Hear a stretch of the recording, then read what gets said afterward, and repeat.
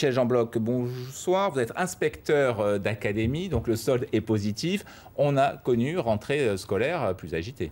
Effectivement, le solde est très largement positif grâce à la dotation de 32 postes que le ministre et le recteur ont accordé au département des Alpes-Maritimes, ce qui permet effectivement de faire face à la fois au dédoublement de classes en éducation prioritaire et à l'évolution des effectifs dans le département, qui continue d'être positif, mais qui se ralentit, puisque il y a 4 ans, lorsque je suis arrivé, on était sur des chiffres autour de 860 élèves de plus, et aujourd'hui, ils ne sont plus que 127. Alors c'est toujours positif, mais dans une moindre mesure. Vous vous adaptez à la démographie scolaire. Alors il y a des secteurs, par exemple, comme Carros, qui lui est en plein boom démographique. Il y a de plus en plus de gens qui habitent à Carros, et une école doit voir le jour, mais pas avant 2020. Alors qu'est-ce que vous faites de ces élèves un peu en surplus à Carros?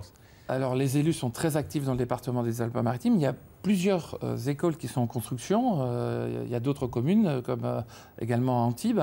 Et donc, ce que nous faisons, c'est qu'en attendant, on utilise les locaux existants et on fait en sorte que les taux d'encadrement ne dépassent pas les taux habituels.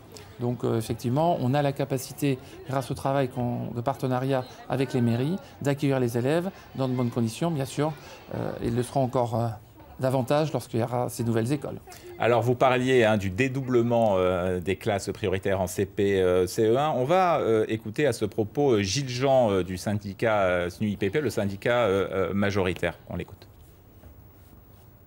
Qui est difficile. Le ministère a alloué 32 postes au département.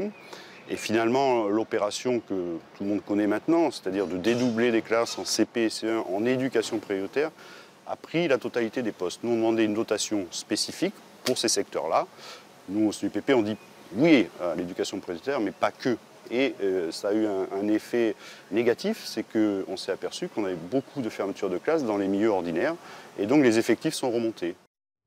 Donc voilà, donc tous les postes, les nouveaux postes iraient à ces postes donc dans les zones d'éducation prioritaire pour les classes de CP, CE1 dédoublées. Alors tous les postes ne sont pas effectivement mis dans l'éducation prioritaire, mais une partie, il est vrai, importante, qui permet de dire que la mesure est entièrement financée.